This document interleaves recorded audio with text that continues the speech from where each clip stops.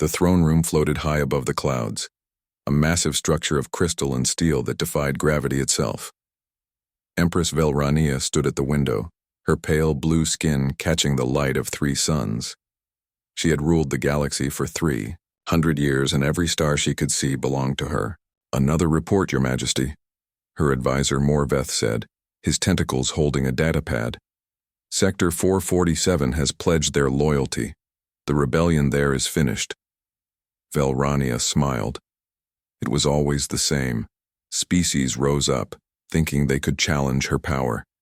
Then they learned the truth. Her military crushed them, or her psionic abilities broke their minds, or simple economics strangled them.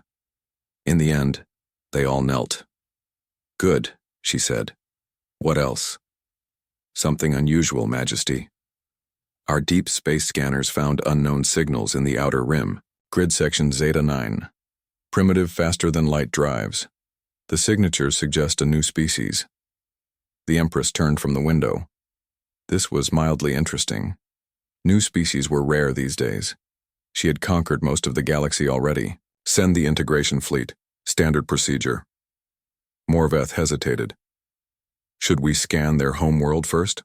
Learn about them?" "Why?" Velrania laughed softly. "They are new. They are weak. They will submit like all the others.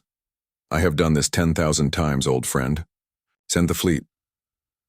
Across the galaxy, in a small government building on Earth, Ambassador Highrim checked her uniform one final time. Today was the most important day in human history. First contact with an alien civilization. The portal opened, and she stepped through. The technology was incredible. One moment she was on Earth. The next, she stood in a massive hall filled with aliens of every shape and size. Some had fur, others had scales. Some walked on 2 legs, others on 6. Some were tall as buildings, others small as children. "Welcome," a robotic voice said through her translator. "You are Ambassador Highrim of Earth?" "Yes," she said, trying to sound confident. "The Empress will see you shortly. You are very fortunate. She rarely grants audiences to new species so quickly." Highrim waited in a side chamber. Other aliens stared at her with curiosity. She was human, average height for her species, with dark hair tied back. She wore the formal uniform of the Earth Diplomatic Corps. Nothing special, she thought. Just a normal woman representing her entire planet. Captain Taiwan of the Empress's Guard watched the new ambassador from across the room. He had served Velrania for 20 years. Ever since his own world had been integrated into her empire, he was human too, though from a colony that had left Earth generations ago before the homeworld had rediscovered faster-than-light travel. The humans from Earth looked the same as him. Same body structure, same facial features. But something felt different about them. This ambassador stood differently than people from the core worlds. Her eyes moved constantly, alert, watching everything. "Captain Taiwan," a voice called. "Escort the Earth ambassador to the throne room." He nodded and approached Highrim. "This way, please." She followed him through corridors of impossible beauty. Walls made of living crystal, floors that felt soft but held firm. They passed guards from 100 different species, all wearing the Empress's colors. "You're human," Highrim said quietly. "Yes," Taiwan replied. "My ancestors left Earth 400 years ago. We settled on Covenant Prime. The Empress integrated us into her coalition 50 years back." "Integrated?" Highrim asked. "You mean conquered?" Taiwan stopped walking. He looked at her with surprise. No one spoke so directly about the Empress's methods. "We were given a choice," he said carefully. "Join peacefully or face military action. We chose peace. That's not much of a choice." "It's the only choice anyone gets," Taiwan said. Something in his voice sounded tired. "The Empress has ruled for 3 centuries. She has never lost a war. She has never failed to bring a species into her coalition. Resistance is pointless." Highrim said nothing, but Taiwan saw her jaw tighten. The throne room doors opened. Inside, Empress Velrania sat on a throne that seemed carved from a single diamond. Her psionic power filled the room like pressure before a storm. Most species felt it and immediately wanted to kneel, It was part of her control. Hayrim felt the pressure but remained standing. She bowed politely, as Earth protocols required, but she did not kneel. Belrania's eyes narrowed slightly. "Interesting. Ambassador Hayrim of Earth," the Empress said. Her voice was beautiful and terrible at once. "Welcome to the Galactic Coalition. I am pleased to add humanity to my empire." "Thank you for seeing me, Empress," Hayrim said. "However, Earth has sent me to establish diplomatic relations, not to discuss integration." The room went silent. Even Morveth looked shocked. Species did not refuse the Empress. Ever. Belrania laughed. It was not a kind sound. "You misunderstand, little human. I am not asking. I am informing you. Your world is now part of my coalition. You will receive our technology, our protection, and our laws. In return, you will provide resources, soldiers, and loyalty. Earth has laws of its own," Hayrim said calmly. "We govern ourselves. We seek friendship with your coalition, but not submission." The Empress stood. Her presence grew heavier, more oppressive. "I have conquered 40,000 worlds. I have brought 10,000 species into my empire. All of them said the same thing you say now. All of them learned the same lesson. I do not ask. I do not negotiate. I rule." Hayrim felt the psionic pressure increase. It was like invisible hands pushing on her mind, trying to make her kneel. She fought it, her teeth gritting. Sweat formed on her forehead. "You are strong-willed," Belrania said, almost impressed. "That will make your eventual submission more satisfying. Return to your world, Ambassador. Tell your leaders they have 1 Earth month to accept my terms. If they refuse, I will send my fleets. Your choice is simple. Join peacefully or join in chains." The pressure released suddenly. Hayrim nearly fell but caught herself. Taiwan stepped forward to steady her, but she waved him off. "I will deliver your message," Hayrim said. "But you should know something about Earth, Empress. We don't kneel easily." "Neither did the others," Belrania said, already bored. Dismissed. As Taiwan escorted Hayrim back to the portal, he spoke quietly. "You should convince your leaders to accept. I've seen what happens to species that resist. It's not pretty."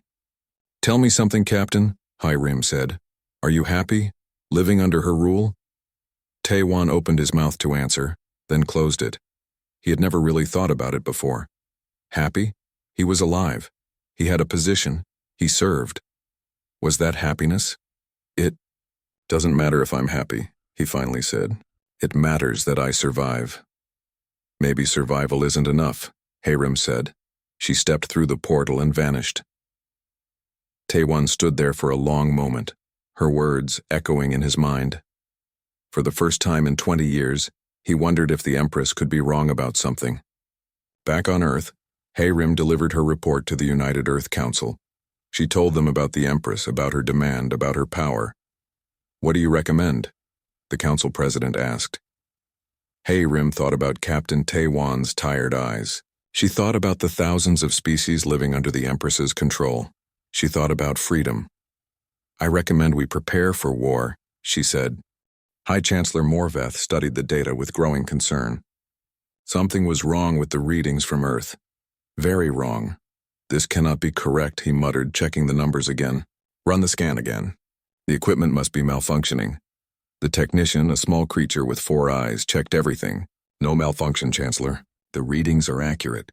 Earth is classified as a Class 12 death world." Morveth felt a chill run through his body. In all his years serving the Empress, he had only encountered 3 Class 12 worlds. All of them were quarantined. No one lived on death worlds. No one could. That's impossible. The humans live there. Billions of them. "Yes, Chancellor. That's what makes it so concerning." On Earth, Commander Jinsu stood on the deck of the warship Indomitable, watching his crew prepare for the war games. The coalition had agreed to a military exercise, a friendly demonstration of capabilities. Jinsu knew it was really a test. They wanted to see if humanity could fight. He smiled grimly. They would find out. Dr. Yu Jin worked in her laboratory examining tissue samples from various coalition species. As a xenobiologist, she had been studying the aliens since first contact. What she found disturbed her. They were fragile. All of them. The average coalition species had bones half as dense as human bones. Their muscles were weaker. Their healing factors were almost non-existent compared to humans.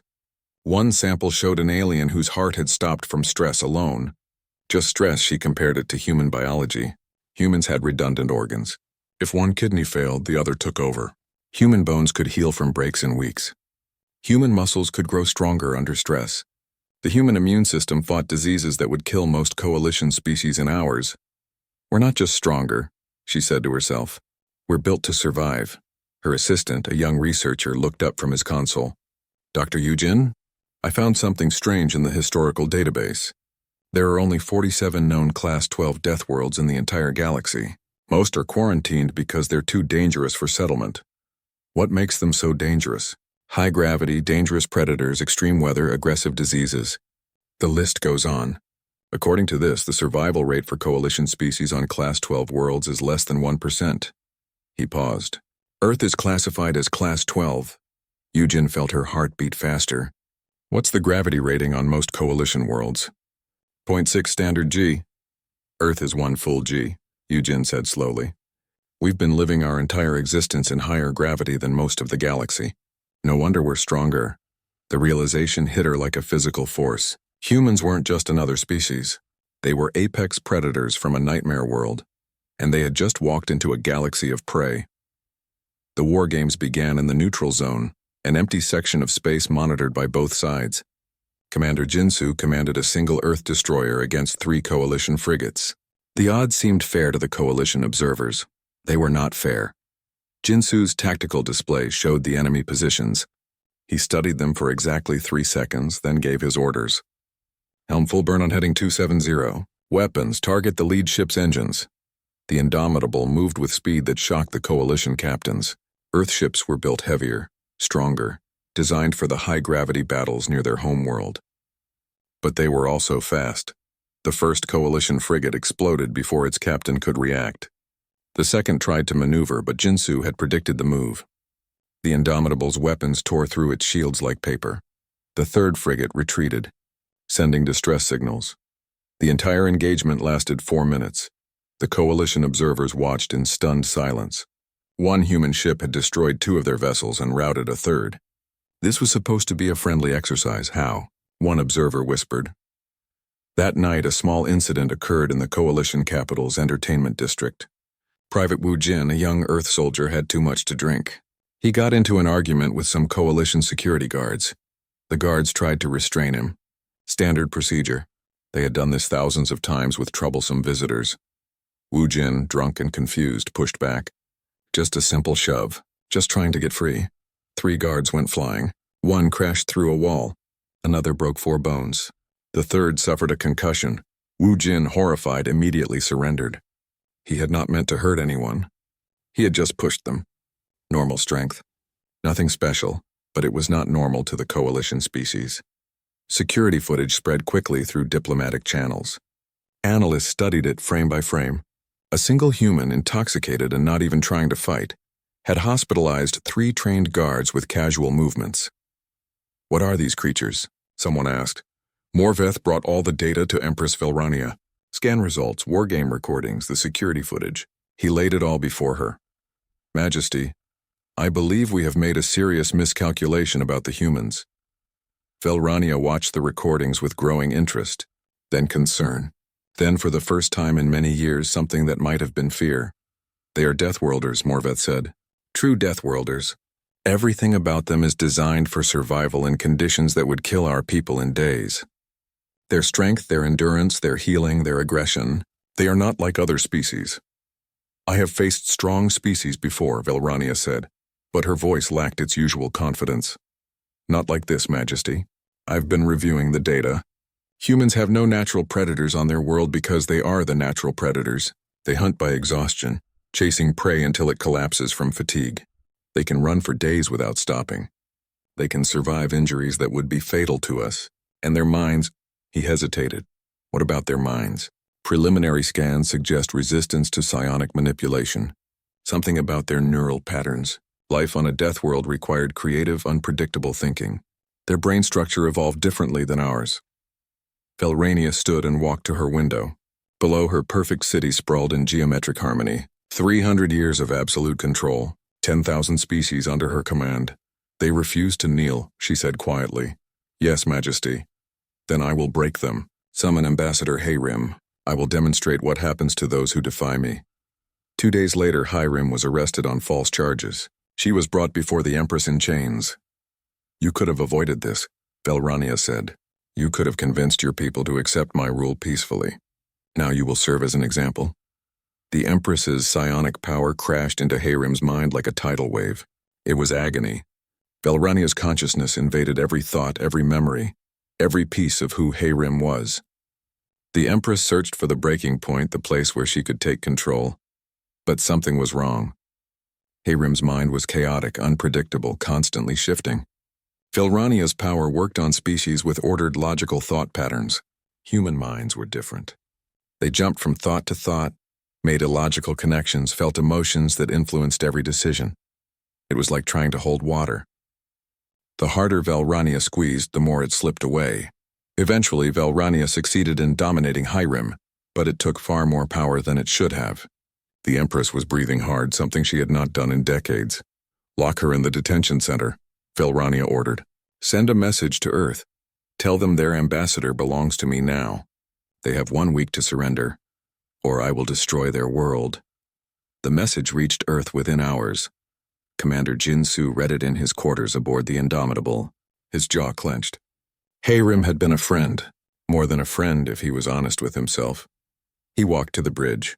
Assemble a strike team. Our best soldiers. We're going to get her back. Sir, his second officer said carefully. That's a suicide mission. The Empress's palace is the most heavily defended location in the galaxy. Jinsu smiled, but it was not a kind smile. They don't know what humans can do when they're angry. They're about to learn. In her cell, Hayrim fought against the Empress's control. Her mind felt violated, corrupted.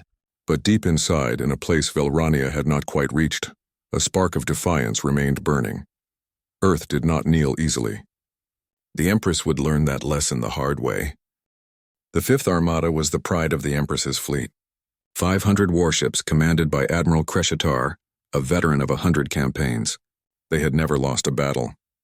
They had conquered 60 worlds without taking a single casualty. Admiral Kreshitar looked at Earth on his display with contempt. One small blue planet. Primitive defenses. This would be over in days. All ships prepare for invasion, he commanded. Standard integration protocol. Destroy military targets, spare civilians. The Empress wants workers, not corpses. The Armada jumped into Earth's solar system. Warning sirens blared across every human colony from Luna to the Mars settlements. This was it. The war had begun. General Hunsik stood in Earth's command center deep beneath the Pacific Ocean. Around him, dozens of officers monitored the situation. The enemy had numbers, but humanity had something better. They had home field advantage. Engineer Dae-hyun, status of the defense platforms, Hyunsik asked calmly. Online and ready, sir. All weapons armed. Colonel Sohee ground forces, Marine battalions deployed to key positions. We're ready, General. Hyunsik nodded. He had fought in the resource wars, back when humanity was still fighting itself. He had seen the worst of human nature, but he had also seen the best. When pushed to the edge, humans did not break. They bit back. This is General Hyunsik to all forces. The enemy thinks we're weak. They think we'll surrender when we see their numbers. Show them what humans do when someone threatens our home. Make them regret ever hearing the name Earth. Across the system, thousands of voices answered. Yes, sir. The Fifth Armada approached Earth's outer defense ring. Admiral Kreshitar expected token resistance. He did not expect what happened next. Space itself seemed to explode. Defense platforms that had been floating dormant suddenly activated. Railguns, weapons that used electromagnetic force to fire projectiles at incredible speeds, tore through coalition shields like they were not there. Missile swarms launched from hidden positions, each one guided by human tactical computers that calculated trajectories faster than coalition systems could respond. 20 coalition ships vanished in the first 30 seconds. What is happening? Kreshitar shouted. Return fire! But the humans were not fighting like the coalition expected. There were no honorable fleet formations, no broadcast challenges, no warnings. The humans fought like they had always fought, to win by any means necessary. Commander Jinsu watched the battle from the bridge of the Indomitable. His rescue mission to save Hayrim had been postponed. Right now, Earth needed every ship. Target the command carrier, he ordered. Maximum burn. All weapons. The Indomitable dove through the enemy formation. Coalition ships tried to intercept, but Earth vessels were faster, more maneuverable. Jinsu's gunners fired with precision that came from years of training and combat simulations. One of the Coalition admirals sent a message. "This is insane. You cannot win. We have 500 ships," Jinsu responded simply. "Then you should have brought more." On Mars Colony, Colonel Sohi stood with her Marines in the red dust. Coalition dropships were coming, thousands of them. Intel said each carried 50 soldiers. The math was not good. "Listen up," she told her troops. "They outnumber us 10 to 1. They think that matters. They don't understand that humans have been fighting outnumbered for our entire history. Every battle we remember, every story we tell is about the few holding against the many. Today we add another story. The first coalition troops landed. They were professional soldiers from a dozen species. They had training and equipment. They advanced in good order, expecting the human defenders to retreat. The humans did not retreat. Sohi's Marines opened fire from concealed positions. Coalition soldiers fell. The survivors took cover, confused. Where was the return fire? They could not see the enemy, that was the point. Humans had learned camouflage from predators on Earth. They knew how to hide, how to ambush, how to make the enemy afraid. One coalition soldier, braver than the others, rushed forward. A human Marine, Private Jiwoo, met him hand to hand. The alien was larger, but Jiwoo had grown up in Earth's full gravity. Every movement was faster, every strike harder. The fight lasted 3 seconds. The coalition soldiers began to panic. These humans fought like demons, like something from their nightmares. They were everywhere and nowhere. They did not stop. They did not surrender. Fall back. The coalition commander ordered. Regroup at the landing zone. But falling back meant turning around. Turning around meant exposing their backs. The humans showed no mercy. By nightfall, an entire coalition battalion had been destroyed by a single human platoon. Colonel Sohi surveyed the battlefield. They had lost 3 Marines. The enemy had lost over 400. "Status report to command," she said quietly. "Mars Colony holds." Deep in coalition space, Commander Jinsu's rescue team infiltrated the Empress's palace. He had brought 9 soldiers. All of them were special forces. All of them knew they might not make it home. They moved through the palace like ghosts. Coalition security was designed to stop conventional threats. It was not designed to stop humans who had learned urban warfare in Earth's megacities. "Contact left," whispered Sergeant Bitna. Her rifle coughed once. A guard fell before he could raise an alarm. They found Hayrim in a cell deep below the palace. She was alive but changed. Her eyes had a distant look. The Empress's mental control still held her. Jinsu knelt beside her. "Hayrim, it's me. We're getting you out." She looked at him but did not respond. The Empress's voice spoke through her mouth. "You cannot save her, Commander. She is mine, just as you will all be mine once I break your world." "Wrong," Jinsu said. He pulled out a device Dr. Yujin had built. It generated a specific frequency that disrupted psionic control. Untested, experimental, but their only hope. He activated it. Hayrim screamed. Inside her mind, the Empress's control shattered like glass. The pain was incredible, but pain was something humans understood. They had evolved to survive it, push through it. Hayrim gasped, her eyes clearing. "Jinsu? We're leaving. Can you walk?" "I can run." They fought their way out. Coalition guards died trying to stop them. The alarm finally sounded, but by then the humans were gone, vanished into the chaos of the city. But before they left, they had downloaded the palace security database. Every fleet movement, every military installation, every weakness in the Empress's empire. The humans were not just fighting. They were learning. Back on Earth, Admiral Kreshtar's 5th Armada was in retreat.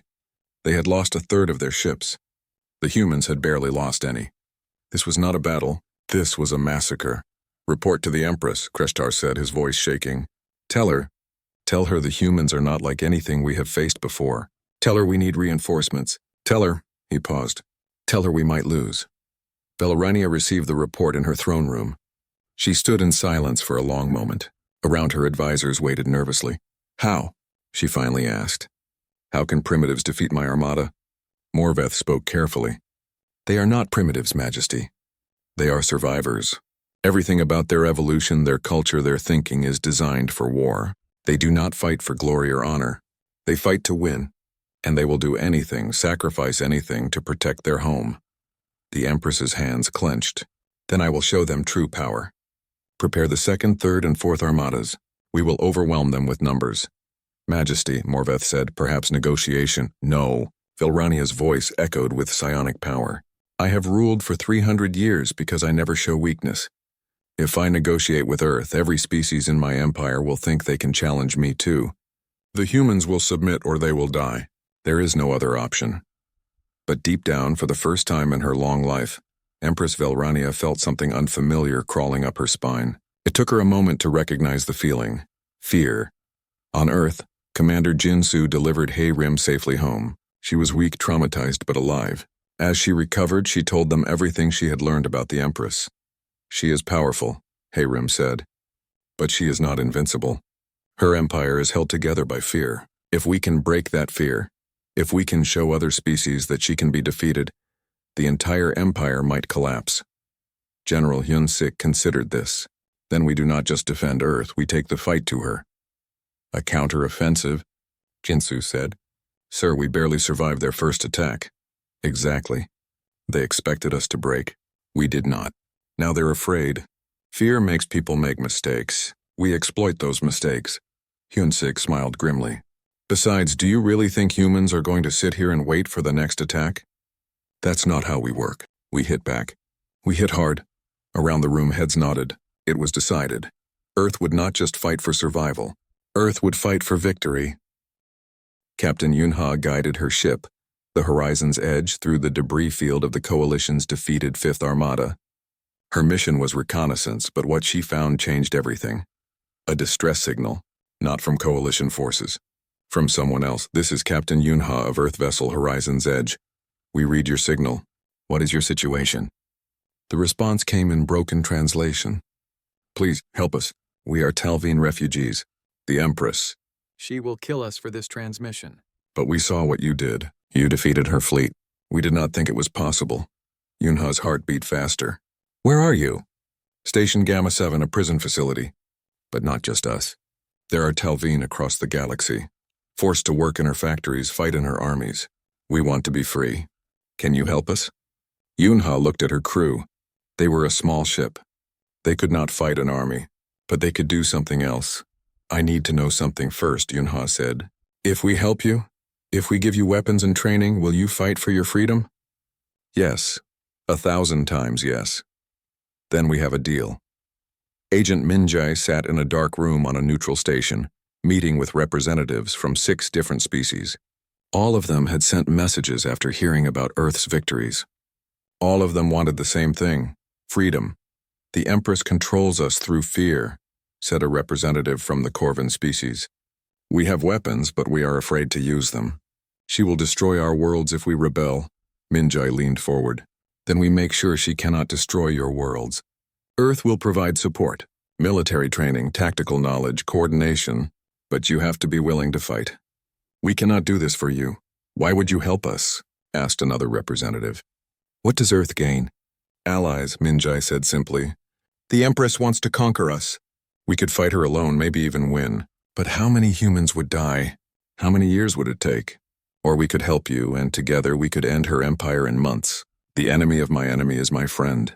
That's an old Earth saying. We have a similar saying, the Corvin said, but it ends differently. The enemy of my enemy is still an enemy, just a useful one. Minjai smiled. Then let us be useful to each other.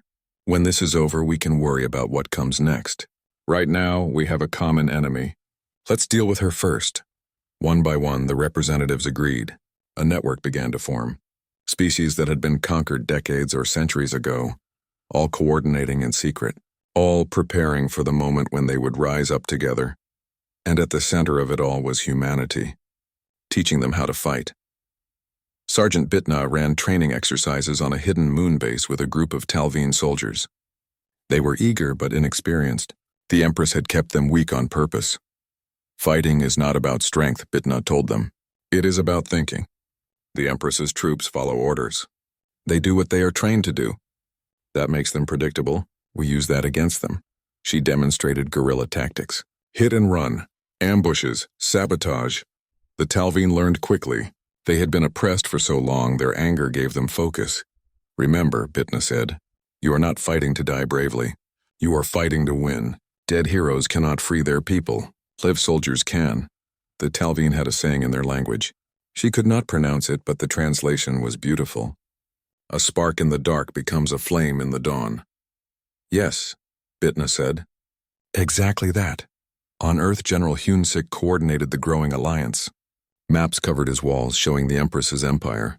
Red markers showed coalition strongholds. Blue markers showed resistance cells. Every day more blue markers appeared. This is working, he said to his staff. But we need something big. Something that will make every species in the galaxy realize the Empress can be beaten. What did you have in mind, sir? Asked his aide. Hunsik pointed to a red marker. The Crimson Fleet, the Empress's personal armada, commanded by her most loyal captain. If we can defeat them, the psychological impact will be enormous. That's a suicide mission, sir. The Crimson Fleet has never lost a battle. Neither had the Fifth Armada, Hunsik said, until they met us. Commander Jinsu received the orders and smiled. A real battle. A chance to hit the Empress where it hurt. The Crimson Fleet was commanded by Captain Taewan, the human from the colony world who served the Empress. Jinsu had met him briefly during the first diplomatic meetings. He wondered if Taewan would remember. The fleets met in the Outer Rim, near a nebula that played havoc with sensors. Jinsu commanded 40 Earth ships and 60 vessels from allied species. Taewan had 80 Crimson Fleet warships. This is Captain Taewan of the Crimson Fleet. You are in violation of Imperial space. Surrender immediately or be destroyed, Jinsu responded. This is Commander Jinsu of Earth. We do not surrender. If you want us gone, you will have to make us leave. Taewan recognized the name. The human commander who had rescued the ambassador. The one who had defeated Admiral Kreshitar. You cannot win, Commander. We outnumber you. We have superior position. Then you should not have any trouble, Jinsu said. Let's find out. The battle began.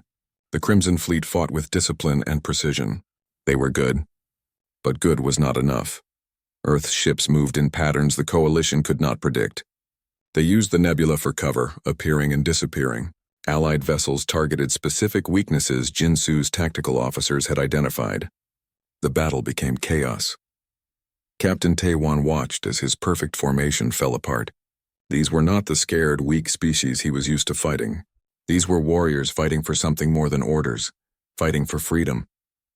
His ship shuddered as it took a direct hit. Damage reports flooded in. He was losing, sir, his second officer said. We should retreat. Regroup and call for reinforcements. Taewan stared at the tactical display. If he retreated, the Empress would see it as failure. She did not tolerate failure. He had seen what she did to those who disappointed her. But if he stayed, his crew would die. For 20 years, he had served without question. He had conquered worlds, destroyed fleets, all in the Empress's name. He had told himself it was necessary. That peace required control. That freedom was chaos. But looking at the Earth ships fighting with such fierce determination, he wondered. What if he was wrong? What if the Empress was wrong, sir? His officer asked again. Taewan made a decision that would change his life forever. Open a channel to Commander Jinsu. Private channel. Jinsu's face appeared on screen. Ready to surrender, Captain? No, Taewan said. Ready to switch sides. Jinsu's eyes widened. What? I have been thinking about something the ambassador said. She asked if I was happy. I told her it did not matter. But it does matter. I have been fighting for the wrong side. Taewan took a deep breath. My ancestors left Earth centuries ago. But I am still human. And humans do not kneel. I am done kneeling. The Empress will kill you for this. Then I will die free, Taewan said. But I would prefer to live free and help you defeat her. My crew is loyal to me, not her. We can turn this battle. What do you say, Commander? Do you trust me? Jinsu thought for exactly 2 seconds. Sometimes you had to take risks. Welcome to the fight, Captain. Here is what we need you to do. The Crimson Fleet suddenly turned on itself. Taewan's ships began attacking their own allies. Confusion spread through the coalition forces. What was happening? Why was their commander attacking them? The answer came in a broadcast to all ships. Taewan's face appeared on every screen. This is Captain Taewan. I am no longer serving the Empress. I have seen the truth. She does not bring peace. She brings slavery. The humans showed me something I had forgotten. Freedom is worth fighting for. I urge all of you to stand down. Join us or go home, but do not die for a tyrant. Some ships fired on Taewan. Others hesitated. A few joined him. The battle dissolved into chaos. By the time it ended, the Crimson Fleet was broken. Some had died fighting. Some had retreated, but many had joined the rebellion. Commander Jinsu shook Taewan's hand via video link. That was either the bravest or stupidest thing I've ever seen. Both, Taewan said with a tired smile. Probably both. What will you do now? I know the Empress's systems, her tactics, her weaknesses. I can help you win this war. Then welcome to Earth's alliance, Captain. We are going to need all the help we can get. News of the Crimson Fleet's defeat and Taewan's defection spread across the galaxy like wildfire. The Empress's most loyal captain had betrayed her. Her invincible fleet had been destroyed. Species that had been afraid to resist suddenly felt hope. If the Crimson Fleet could fall, what else could fall? If Captain Taewan could defy the Empress, why could they not do the same? Rebellions erupted on a dozen worlds, then 100, then 1,000. The Empress's empire, held together by 3 centuries of fear, began to crack. In her throne room, Velrania screamed with rage and threw a psionic blast that killed 3 servants. Morveth cowered in the corner. How? She demanded. How can this be happening? The humans, Majesty. They did not just fight us. They inspired others to fight. They showed the galaxy that you can be beaten. I will destroy them all. Velrania shrieked. Every last human, every last traitor. I will burn their worlds to ash. Majesty, Morveth said carefully, perhaps it is time to consider never. I will never surrender. Ready the throne fleet. I will personally lead the attack on Earth. I will show them what true power means. Her eyes burned. The throne fleet emerged from hyperspace like a swarm of metal locusts. 2,000 warships, everyone built for maximum destruction. At the center, the Empress's personal flagship, a vessel the size of a small moon, Empress Velrania stood on the bridge, her presence filling the space with psionic pressure. Around her, officers worked in terrified silence. She had executed 12 commanders in the past week for bringing bad news. No one wanted to be the 13th. Where is Earth's fleet? She demanded. Sensors show them holding position near their moon, Majesty. They have approximately 800 ships. Velrania laughed, but there was no humor in it. They dare to face me with such pathetic numbers. They will learn the price of defiance. All ships, attack formation. I want to see Earth burn. But the Empress did not know what was waiting. The 800 ships near Earth's moon were not alone. In hidden positions throughout the solar system, another 2,000 vessels waited. Ships from 60 allied species, all coordinated by human tactical officers, all ready for the moment when the Empress revealed herself. General Hyun-sik watched the tactical display from Earth's command center. Everything depended on timing. All forces hold position. Wait for my signal. Commander Jinsu stood on the bridge of the Indomitable. Beside him, Captain Taewan studied the Empress's fleet movements. She is overconfident, Taewan said. She thinks her numbers guarantee victory. That is her weakness. Then we use that weakness, Jinsu said. Are your people ready? Taewan nodded. He commanded a squadron of defected Crimson Fleet vessels. They knew the Empress's tactics better than anyone. We are ready. Captain Yunha commanded a wing of light cruisers, fast ships meant for hit-and-run attacks. She had learned from the best. All wings report ready, Commander. Colonel Sohee was not in space. She was on Earth's surface with her Marines, ready for the worst-case scenario. If the fleet failed, if the Empress's forces reached the planet, they would face the same fury that had destroyed the coalition forces on Mars. We hold the line, she told her troops. No matter what, the Empress's fleet advanced. Their weapons powered up. This would be a massacre, Velrania thought, a final lesson to the galaxy about the price of rebellion. Fire, she commanded. The space between the fleets lit up with weapons fire. Earth's forward ships took hits, but they had been built to take punishment. Human engineering designed for a death world made ships that could survive. Now, General Hyun-sik said quietly, The hidden fleets activated. From behind asteroids, moons, and debris fields, 2,000 ships appeared. The Empress's fleet suddenly found itself surrounded. What? Velrania screamed. Where did they come from? The Allied fleet opened fire. Ships from species that had been conquered decades ago, all fighting together. Talveen, Corvin, even some of Taiwan's former crews. All of them had suffered under the Empress's rule. All of them wanted revenge. But they also wanted something more important. They wanted freedom. The battle was chaos. The Empress's numbers meant nothing when they were fighting on all sides. Her captains panicked, breaking formation. Jinsu's tactical officers exploited every mistake. Target their command ship, Jinsu ordered. Concentrate fire on the Empress's flagship. Every available weapon turned toward the massive vessel at the center of the enemy fleet. The Empress's shields held, but they were weakening. She needed to do something drastic. Velrania reached out with her psionic powers. She had never used them at this scale before, but desperation drove her. She touched the minds of her captains, forcing them to fight harder, ignore their fear, ignore casualties. Some minds broke under the pressure. Captains collapsed. Ships went dead in space, but others fought on now with suicidal determination. She is using her powers, Taewon said. She is controlling them directly. Can we stop her? Jinsu asked. Only one way. We have to board her flagship. Shut down the life support system she uses to maintain her powers. Engineer Daehyun's intelligence said they are located in the core of the ship. Jinsu looked at Taewon. You know this is a suicide mission. I have been dead for 20 years, Commander. Serving her killed who I was. This is my chance to actually live, even if only for a few more hours. Taewon smiled. Besides, you need someone who knows that ship. Let me do this, Jinsu nodded slowly. Colonel Sohee, we need your best Marines for a boarding operation. Already on the way, sir. Sohee's voice came over the comm. My team and I launched 5 minutes ago. We figured you would need us. You launched before I gave the order? Sohee laughed. Sir, we are human.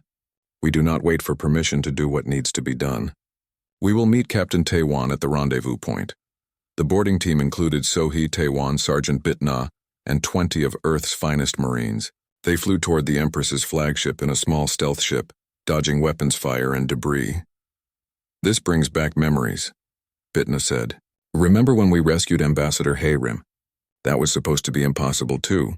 We made it possible, Sohee said. We will do the same now. They breached the flagship's hull using cutting charges. Alarms immediately sounded, but the chaos of the battle meant security was spread thin. The team moved fast, following Taiwan's guidance through corridors he had walked 1,000 times. Coalition security forces tried to stop them. The humans showed them the same lesson they had taught others. On a death world, you learned to fight or you died. Humans had learned very, very well. They reached the core chamber. Inside, massive machines hummed with power, feeding energy to the Empress's psionic abilities.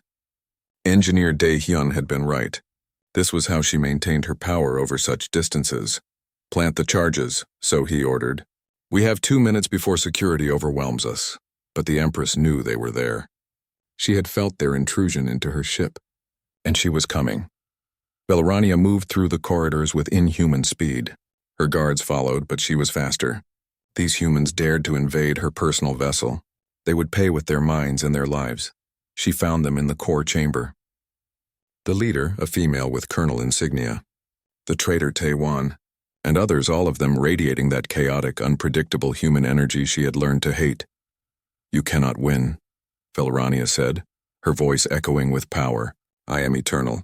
I am the galaxy itself. No, Taewon said. You are a tyrant, and every tyrant falls eventually. Velrania struck with her psionic abilities. The force would have destroyed the mind of any normal being. But these were humans. Minds evolved in the chaos of a death world. They staggered but did not fall. Now, Sohee shouted. The charges detonated. The machines exploded in chains of fire and metal. The power feeding Velrania's abilities suddenly cut off. For the first time in 300 years, Empress Velrania stood alone. Without her psionic enhancement, without her machines, without her empire, she was just one being, facing trained soldiers who had no reason to fear her anymore. It is over, Colonel Sohee said. Velrania screamed and lunged forward, but age caught up with her. The life force she had stolen from billions began to drain away. Her body, kept alive by artificial means for centuries, started to fail. She collapsed, withering, becoming the ancient creature she truly was. "No," she whispered. "I cannot die. You are finished," Taewon said. "Your empire ends today."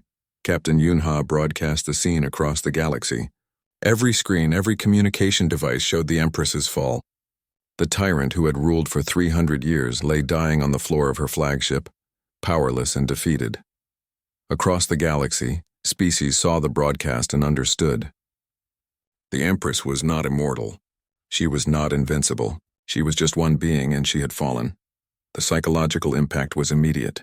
Coalition forces surrendered. Occupied worlds declared independence. The empire that had seemed eternal crumbled in hours. President Jae-sung of Earth addressed the galaxy from the chambers of the United Earth Council. Today marks the end of one era and the beginning of another. For 300 years, the galaxy lived under the rule of one being. That time is over, but Earth did not fight to become the new rulers. We fought for freedom, not just our freedom, but the freedom of all species. He paused, looking directly into the camera. We propose a new Galactic Democratic Assembly, a government where every species has a voice, where decisions are made by consensus, not by force, where no one being can hold absolute power. It will not be easy. Democracy never is, but it is worth fighting for. Ambassador Hai Rim, recovered from her ordeal, became the first chancellor of the new assembly. Her experience under the Empress's control made her the perfect advocate for protecting rights and preventing future tyranny. Dr. Yu Jin established the Deathworlder Corps, a mixed military force of species from harsh worlds. They would serve as peacekeepers, protecting the galaxy from external threats and internal tyrants. Humans made up much of the Corps, but they were not the only Deathworlders. Other species from difficult worlds joined them. Commander Jin Su retired from active service. He had fought enough wars. He became an instructor, teaching new generations about tactics and strategy, but more importantly, he taught them about why they fought. Strength without purpose is just violence, he told his students. We fight to protect, not to conquer. Captain Taewon helped build the new coalition, his knowledge of the old empire invaluable in creating